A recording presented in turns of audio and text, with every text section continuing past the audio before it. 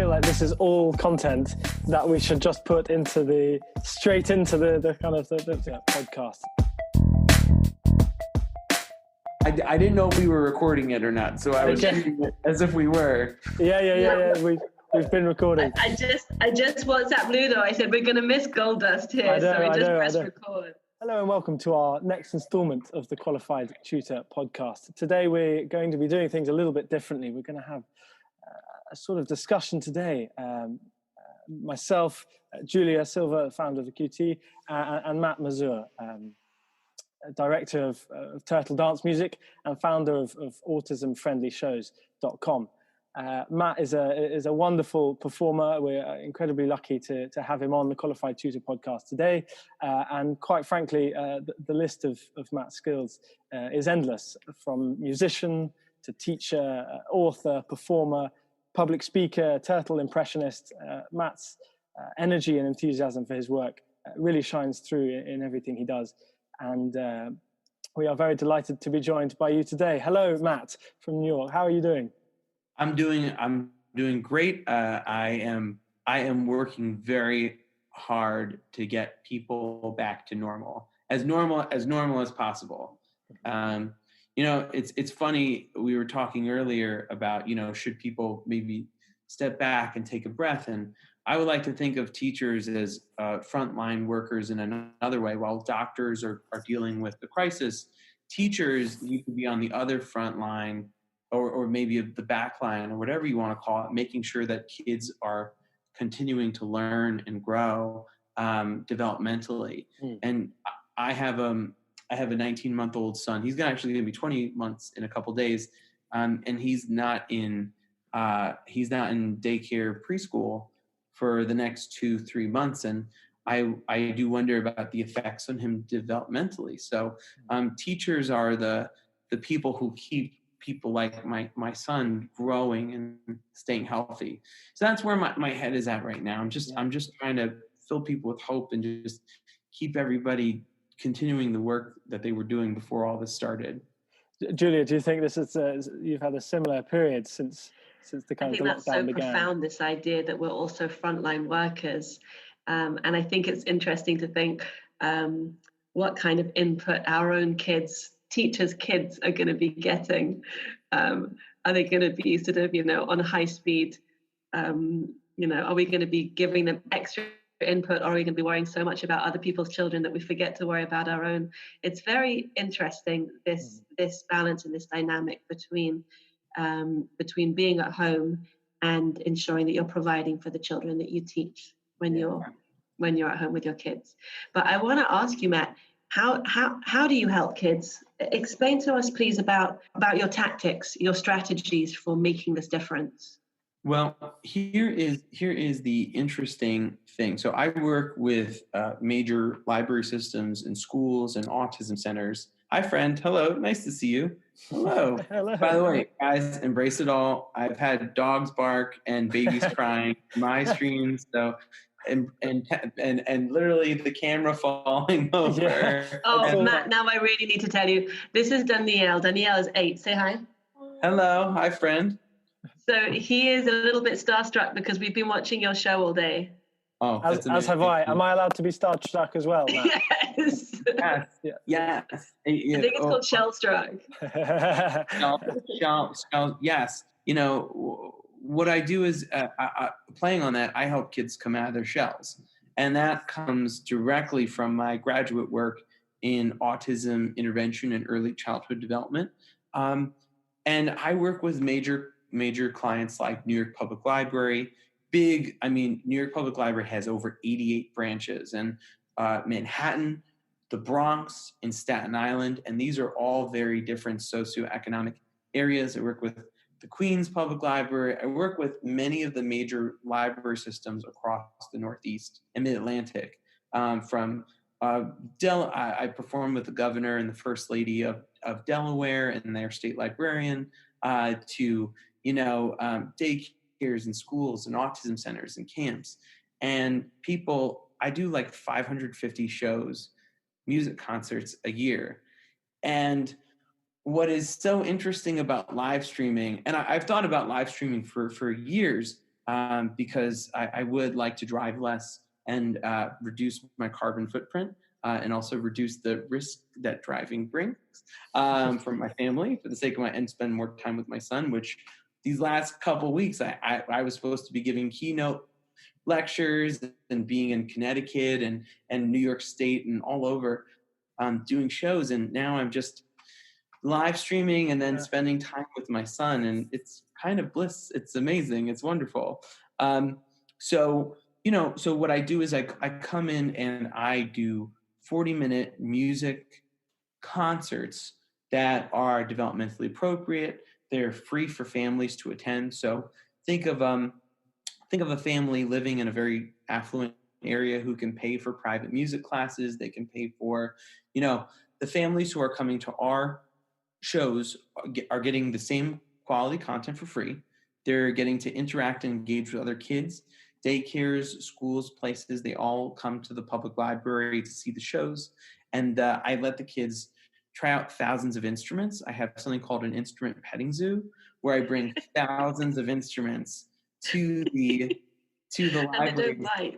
And we just throw on some Tchaikovsky, and the kids just play music and collaborate with each other.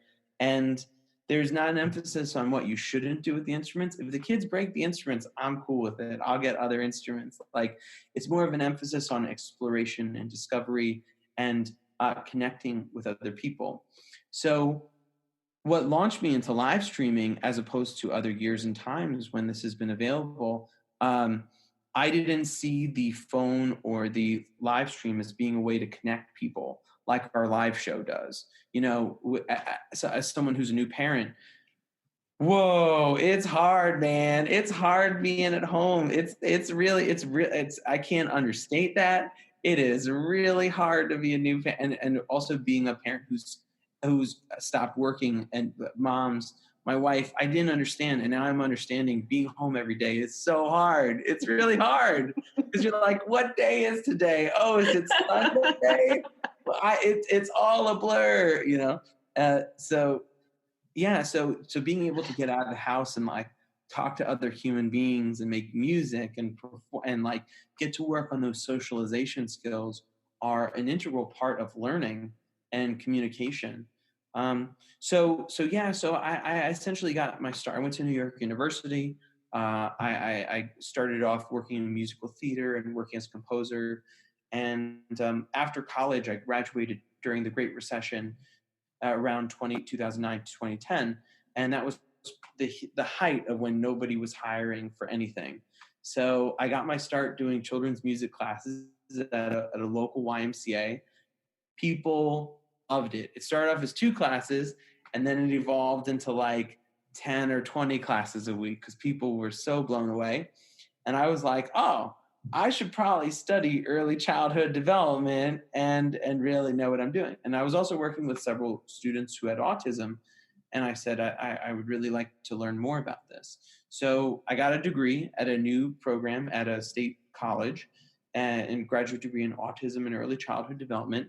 And it profoundly changed my life. It opened me up to a whole world in the education world outside of the arts.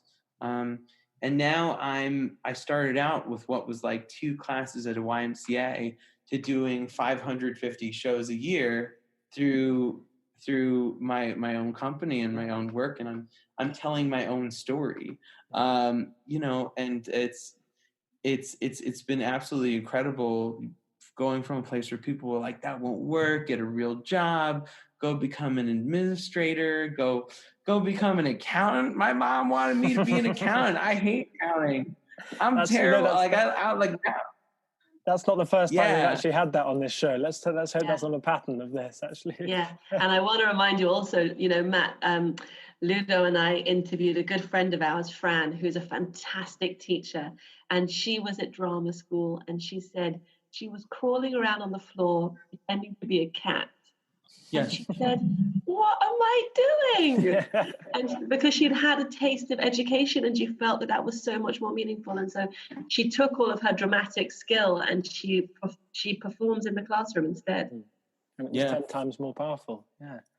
And I think that is something that in differentiates me from, say, an average music teacher, a normal music teacher, or who directs the band and the chorus at the school, and they are so talented and wonderful, or like a music therapist who I think works one-on-one with students in such a phenomenal way. I'm like Rafi for the 21st century. I am Pete, and I talk in some of my posts, I write a bunch of blogs, and I talk about how Pete Seeger got me here, because Pete Seeger was, he popularized the song "We Shall Overcome" with Martin Luther King Jr. And that was something that Americans sang at the civil rights marches for African Americans who were trying to get rights. And he fought for a lot of social causes and started doing music for children because he was blacklisted for having, communist or socialist ties, or even just like attending a meeting. So that, with McCarthyism. So Carnegie Hall, all these major places were not allowed to book him. And in the 50s and 60s, so he turned to performing at elementary schools and doing children's music. And he essentially laid the groundwork for Raffi, Laurie Berkner. Who else? Who have you guys listened to with your children? Give me other people. Peter Mary. Who else? Yeah. So you mentioned Dan Zanes recently. Yes. And I'm a big fan of Francis England. Yes. But we don't really have these musicians in Britain so much. So when you look on Spotify for children's music, you don't find so much in Britain. They're mostly American. Do you know the Unicorn Theatre in Britain? There's a major, so here's the other funny route. So not only do I come from children's music, I also come from children's theater.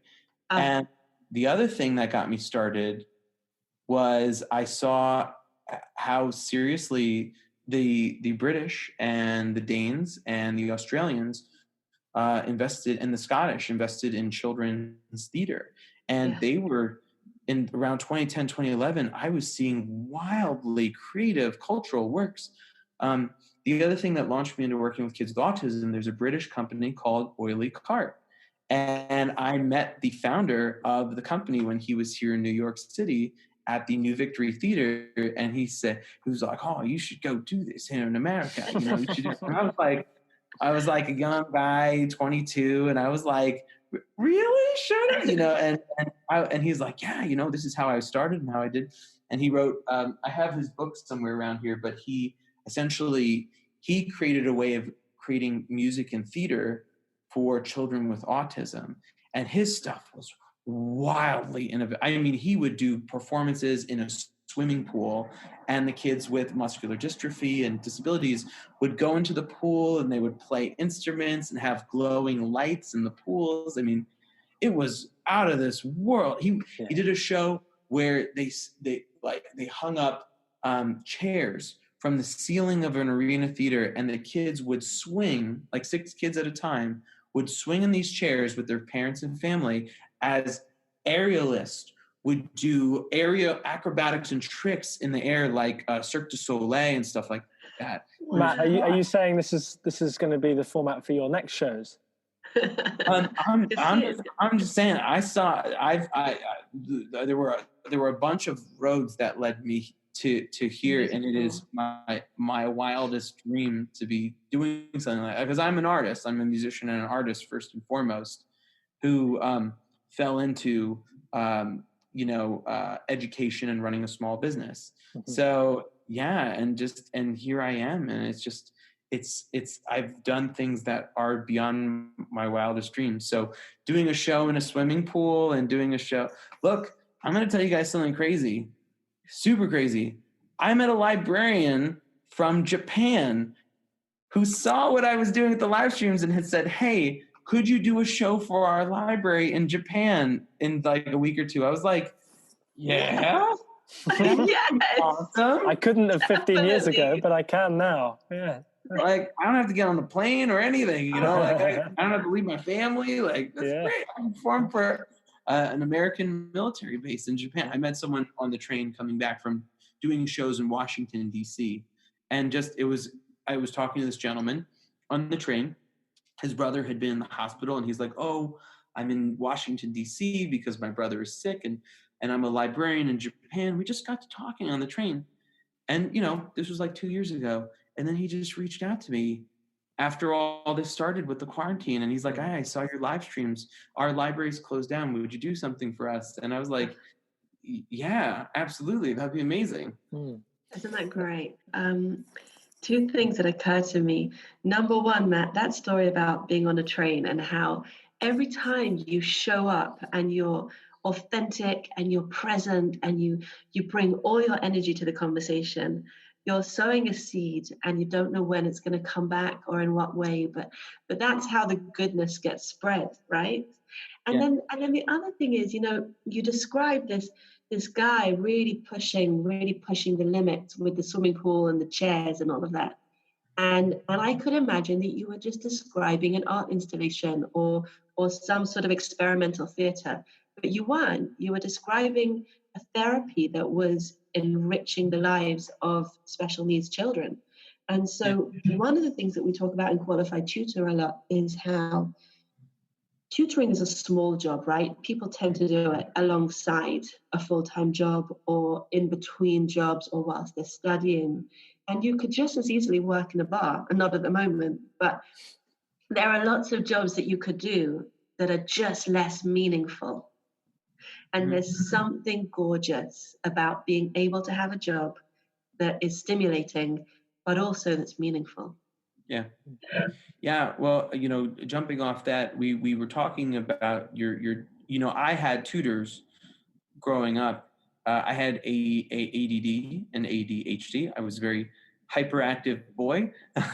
So, and that's why I can sometimes do 8 to 12 performances a day, like 30-minute to 40-minute shows. I can go. And when I was in school, I had a lot of trouble paying attention in class.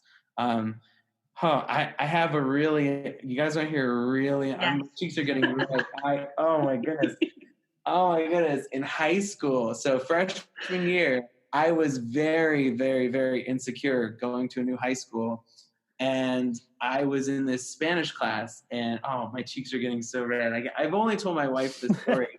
But I wanted to try and I was a very dorky, nerdy guy. And, but I wanted to try and impress some girls in my class. So I literally spent my Spanish class flexing my muscles the whole time for the first couple of days of class. And I took my first test and I got an F.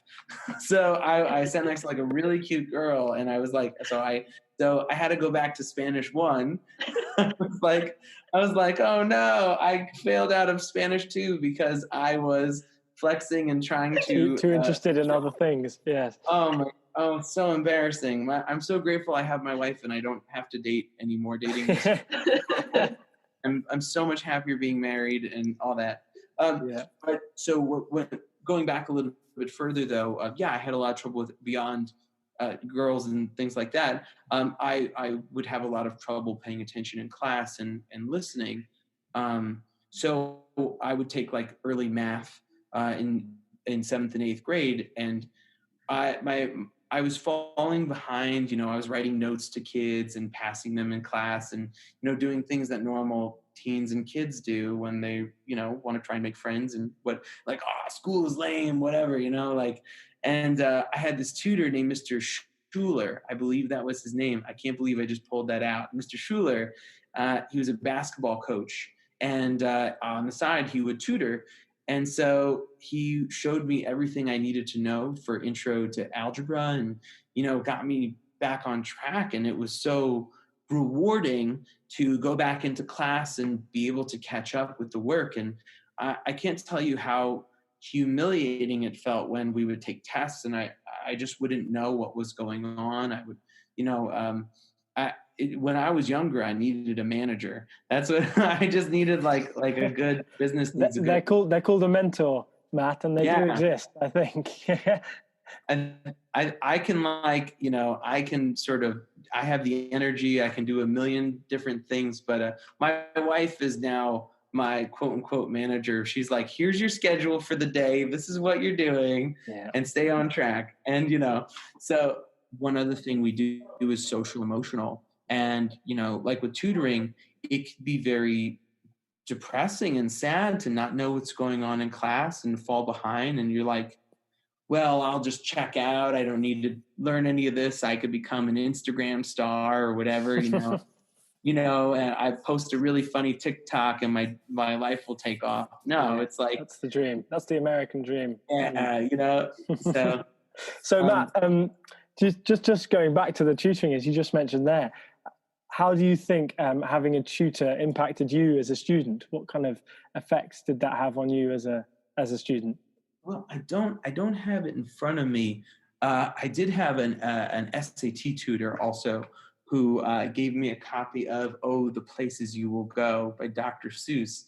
And that was one of the best gifts that was ever given to me. Fun fact, critics sort of panned it when it came out. And it was like Dr. Seuss's last book he wrote. I read his biography, the recent one that just came out. It was like a bestseller. And it was like his advice before he knew he was dying. So it was like, what are the last pieces of advice I can give to the kids reading my books before I go? And it's such a beautiful, beautiful, sometimes things will be high, sometimes things will be low. Sometimes you'll be playing with the big boom bands, and sometimes, like right now, you'll be playing all by yourself. And, you know, I can't tell you in this time how weird it is to perform children's music with no children here. It's like, it's like if you're tutoring and you're just tutoring to like a big white screen and you have no idea how the kids are doing with their problems. And Matt, we have the same. I have the same certainly with direct tutoring. Trying to mediate that new relationship is the most challenging thing I think I've encountered as a tutor. But you learn bit by bit, and the number of shows you've done, I'm sure, has given you the ability to find out what works, what doesn't work, where the camera needs to be, what lighting you need, allowing pauses for students to think. And I guess that's maybe where our two lines of work slightly differ, is that, you know, asking questions to the students back and forth, whereas maybe you're just kind of responding to what they say. But Ludo, you know, my kids were watching Matt's performance today, and the talking turtle says, "What's your name?" And they all sort of waited, and he said, "Oh, that's a nice name." And they looked at me like, "Is he joking?" And then he asked the next question, and it went quiet. And this time they answered. And by the third question, they were absolutely bought in. They knew exactly how to use your questions. So it took them a minute to understand what they were supposed to do, Matt, but they did start joining in and responding. You know, I'll also talk to something else really fascinating and phenomenal, right? So when I first started doing this, so just imagine 2.5 weeks ago, I had bookings every single day with major libraries, and then suddenly it all gets canceled. I don't know. Everyone breaks their contracts. Everybody cancels. They're like, you're not going to give that 3-hour keynote, professional development lecture, whatever, you name it. And I'm just sitting there going like, oh, what do I do? and my wife was just like, you got to get up and you got to live stream. You got to go. And I just threw myself into it. Like, I'd like to have a live stream. I was like, I'm going to make this the best live stream I can make it. And it might not be amazing in the short term between episodes 1 and 100, but between episodes 1 and 1,000, it's going to be incredible. It's going to be amazing. Like in the long term, it's going to be phenomenal. Yeah. And what's been happening is the first couple times I did it, 2,000 people would tune in. 2,000 to like 7,000 people would scroll, click, they'd see it. People from my high school, and I have to tell you guys, I thought it would be an easy transition. Like it would be like, all right, I just take my amazing live show and just put it in front of an iPhone and a computer. No, it was terrible. I was like, wow, this is hard. This is like, I'm telling jokes and nobody's laughing. You lose that physical interplay, don't you? That physical response. I called my older brother and I was like, what'd you think? And he's like, it was okay. You know? And I'm just like, I spent 10 years developing this and everybody loved, but same people have me back every year. And, So now I just finished stream 76. And on top of that, right? So I'm doing these shows. I have no one here, no audience, I'm managing an entire sound studio stage all by myself. So that's on top of performing the show. And then like my son is in the next room taking his nap. So I'm just like, so I can't do my high energy show. Or if I start jumping up and down, the camera starts shaking. So Matt, have you come up with any strategy? So last week I gave an assembly in the primary school that I work in. And unfortunately, we couldn't have more than 100 kids on because we maxed out the Zoom account. So we've learned that for next time. Yeah. We extend the Zoom account. But I told them to bring a piece of paper and a pen and their dancing shoes. And I structured a session that was much more hands-on. So it's a girls' school, but they all had their brothers and their, big sisters all squeezed into the screen with them. So everybody was sort of involved, and the mothers were texting me in the background how much they enjoyed it. They all had a pen and paper in their hand, and they were writing notes about the activities. So I'm wondering whether you want your kids to take a shaker or a saucepan and a wooden spoon. Would that work? Well, one of the other things that was really fun about the show is the children would dance through the entire show. There's movement through the whole show. So if I say to the kids, like, everybody say hello, all the kids would move their hands across their body. They would go from right brain to left brain to right, cross-modal, all that stuff. So they would be like moving their hands across their body, putting their hands together at the midline of the brain. They'll be doing all that stuff. But it's like when I do it with kids there, it creates energy. The energy creates more energy. And here, it's just like I'm sort of performing it. And one other thing I want to try and do is right now, one thing I've been working on is like, let's say people are like, hey, can you sing Itsy Bitsy Spider? Or sing Hava Nagila? Or like sing Puff the Magic Dragon? I'd be like, all right, guys, I'm going to do that as the next song. Or like, can you sing Happy Birthday to my son Ezekiel? So I'll throw that into the show. And right now, I'm learning how to turn people's comments and emojis into emotional reciprocity. Wow. That's another thing to articulate. Reciprocity is the thing that's missing from the live stream. And I'm trying to figure out how to, because that's the thing that everybody loves the most, is the way I interact with the kids and the parents in the live show. It's that back and forth that happens. So when teaching, Ludo and I talk about this a lot, it's feedback.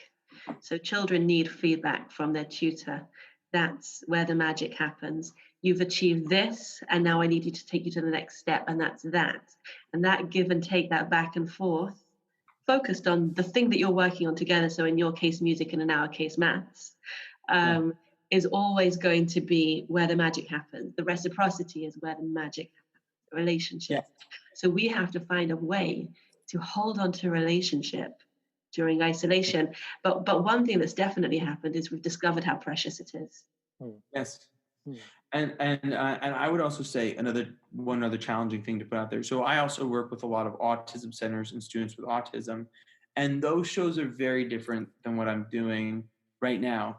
And a lot of those shows also are heavily involve reciprocity and the way I interact with, say, a student who's missing his hand or who's missing part of his head, and I'll come up to that student and I'll take his hand that maybe just has a thumb on it, and I'll strum my guitar. A lot of those shows thrived on interactivity. And I don't think social media or a lot of the digital space is where those students are, or if they're bound in a wheelchair, I don't think they're able to access that. So we talked about this earlier. Like, I do think they're missing out on a lot of this stuff. And me coming in live to interact with them and perform with them was such a big deal. And the energy I brought was like amazing. My affect is also my strength is like I'm able to get these amazing emotions. The other thing people did not understand, and let's say you're a tutor or a teacher who's burned out. Have you guys dealt with burnout before? Everyone who's been a teacher, we're with you.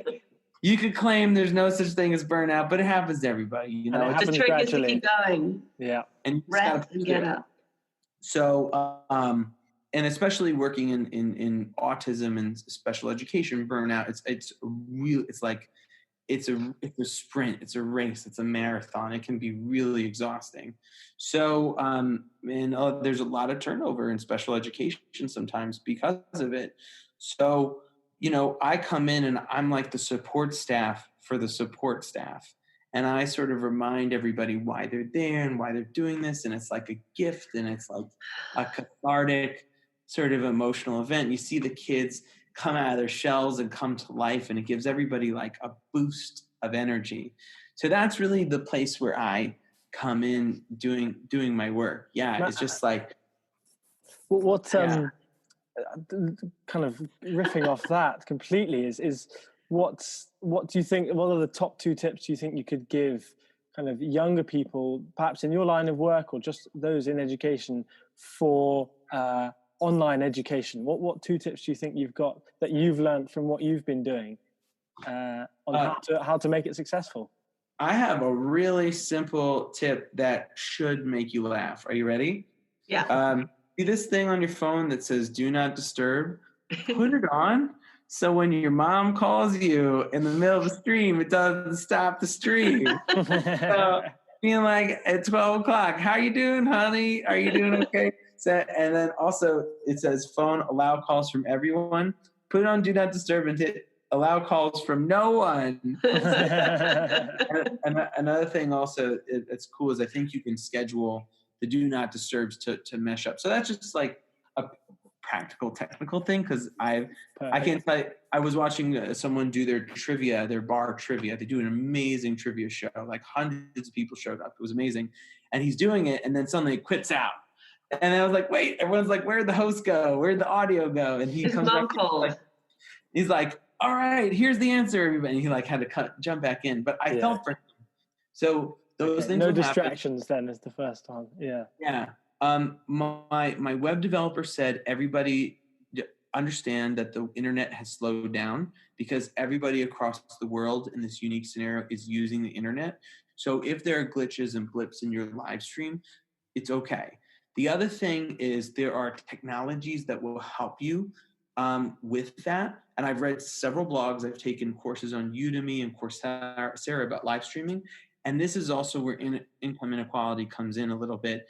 There are devices that can help with the seamlessness of the streaming, but it costs $1,100. So, I mean, that's a lot of money that people who are trying to make rent and buy groceries don't necessarily have. So if your streaming quality is not tip top, it's not your fault. Right. It's because a lot of this to do it professionally, it's thousands of dollars in upgrades. So, I mean, I think we all have to be on the same page that it's okay if the quality's not great. I think we all need to just like contextualize that because, not all of us work for HBO or work for like a major network and can buy all of that equipment on the fly. Matt, you and I spoke a little bit earlier about everybody having a front seat right now.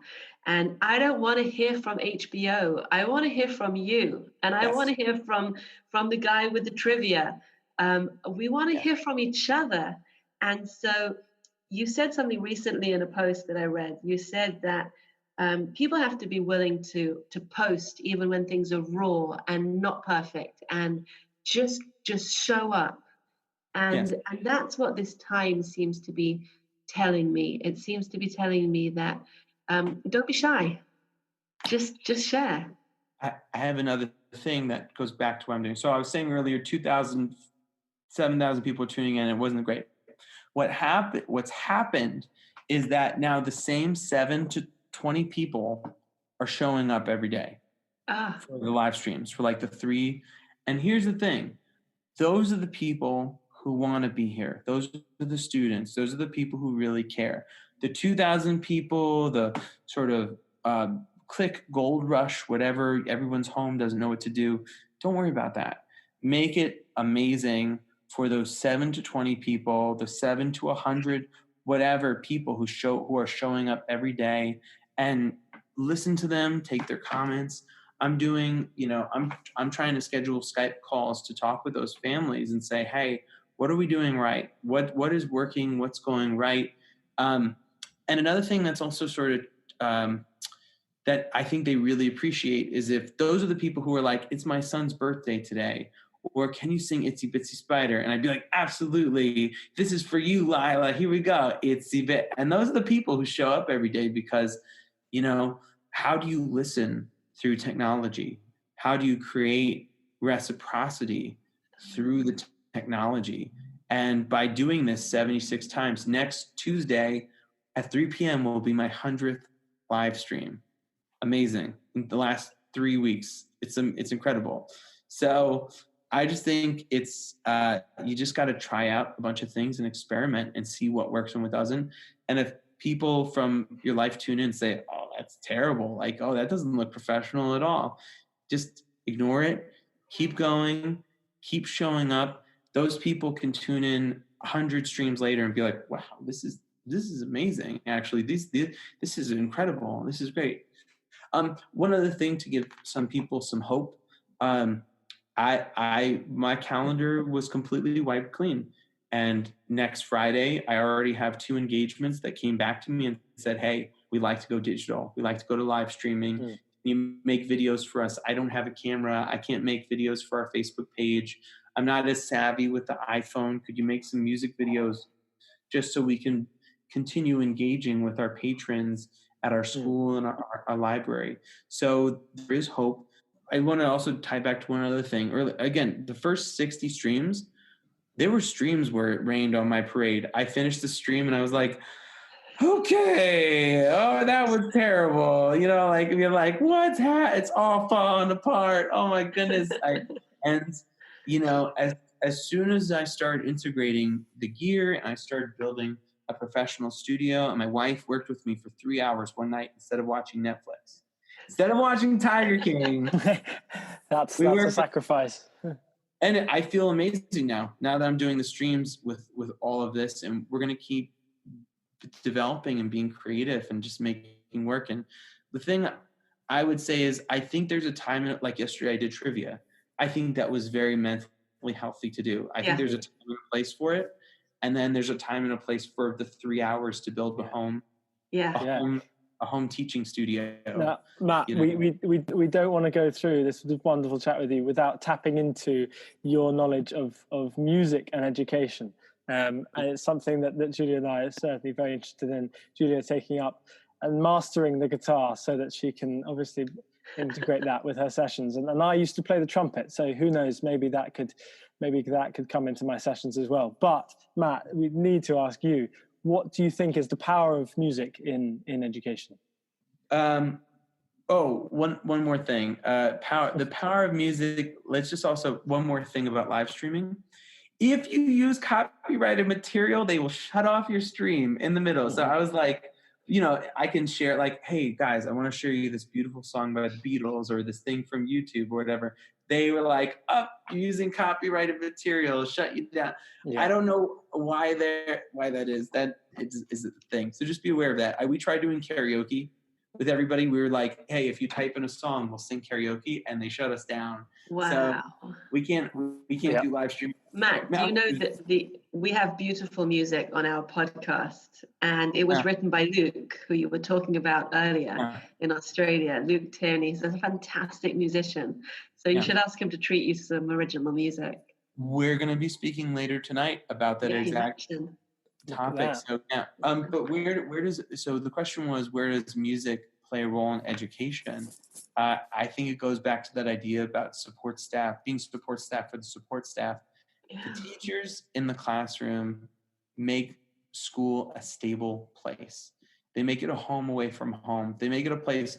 I grew up in a bit of a chaotic home, and I don't want to go into too much of my backstory because I don't like to talk about negative things. But school is a place where if I had a rough moment at home, I could think about something that was positive that happened in school. Or if I was too scared to fall asleep in the dark, I would just think about being with my 3rd grade teacher, Mrs. Ches, and the warm environment that she created in that classroom. I mean, it was very nurturing. And so what music does is those teachers do get burned out. They do get struggle. They like have to work through material. Sometimes they're experts on the material. Sometimes they're like with the sun, the earth, the moon, revolution, and rotation. I have teachers who are like, that's really not my strength. Can you put together a show for us about revolution and rotation that will engage our students through dance?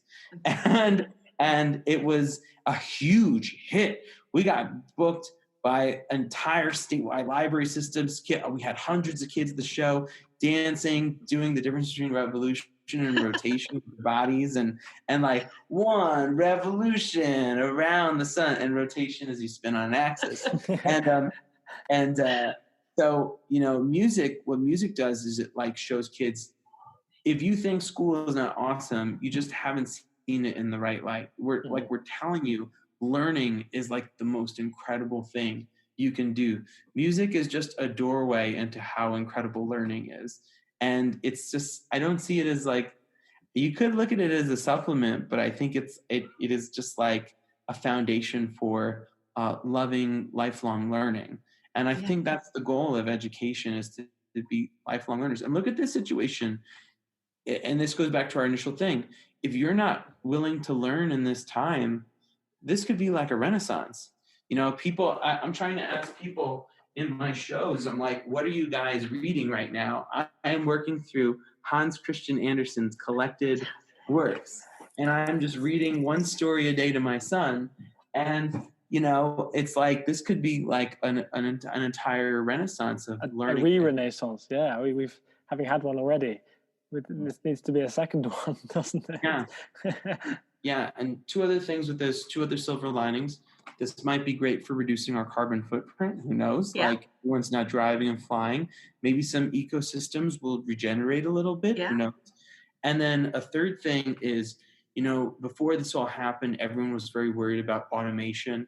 Put aside robots, we were very worried about software automation with white-collar jobs and with teaching jobs too. So maybe if more and more people like us learn how to use this technology, it could give us a one-up on that technology rather than waiting and seeing what happens. So I don't know. I mentioned to you that I did this gorgeous assembly last week. So I spoke to the children about the gift of time. I said, you've been given a gift. You've been given a gift of time. What are you going to do with it? Yeah. I also love that too, where people on talk shows and things are like, normally I'd say, I know you're busy, but I know that's not true. I know. Everybody's home.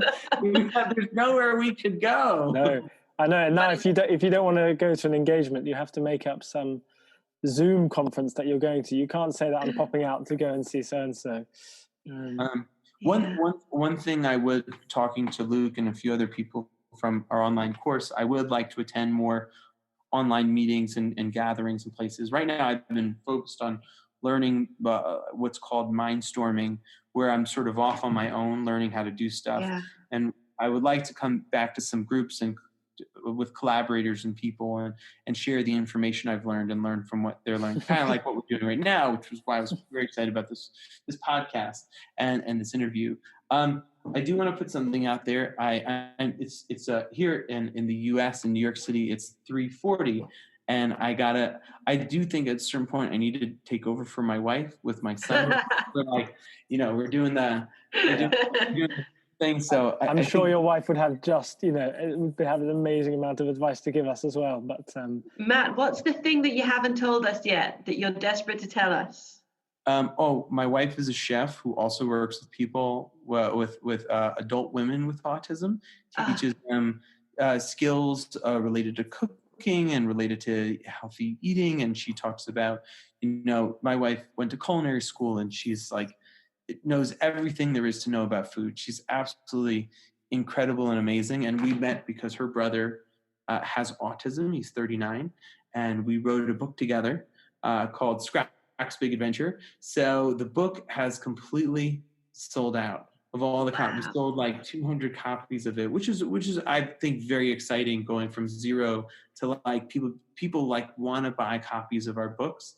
So even in this time of like digital stuff, people still love physical children's books, and I prefer them any day of the week ebooks are fine, I guess, maybe for novels and going on a plane, but like with my son, who's 19 months, turning 20 months old, being able to turn a page, point at the pictures in the book, it's really a magical thing.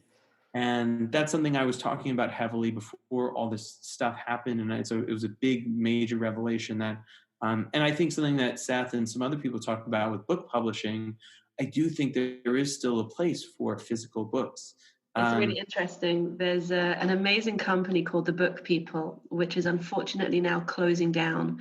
And they have made books so affordable. In the last 10 years, my house has just been filled and filled and filled with books, because at £1 each, I can afford that more than I can afford the library overdue loans.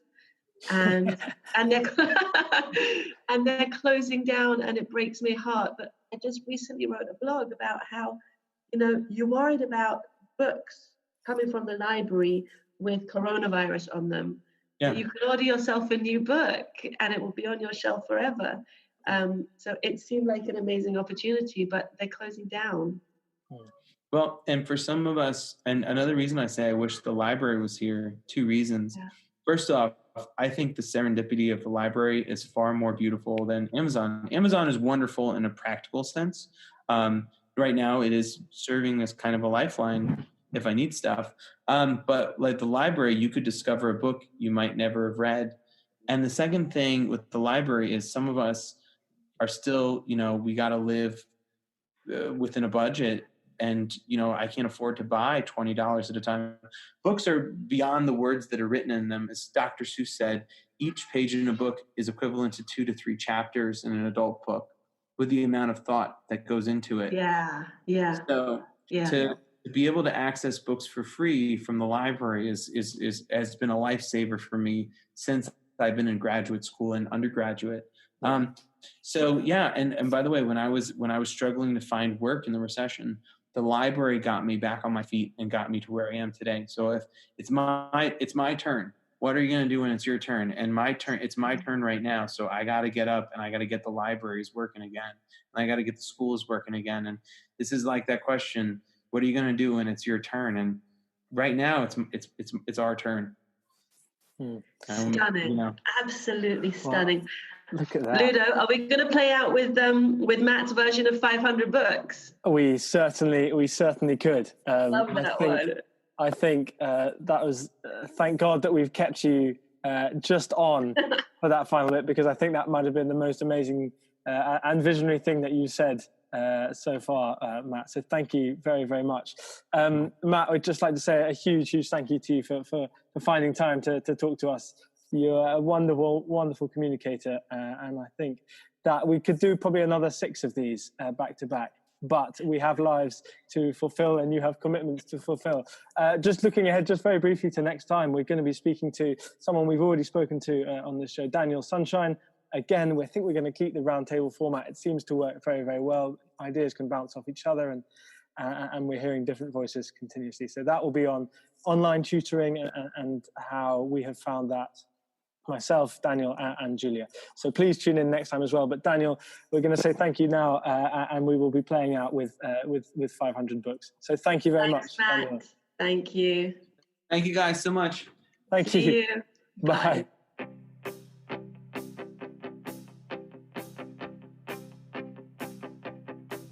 When I wake up, yeah, you know I wanna read. I wanna read a good book before school.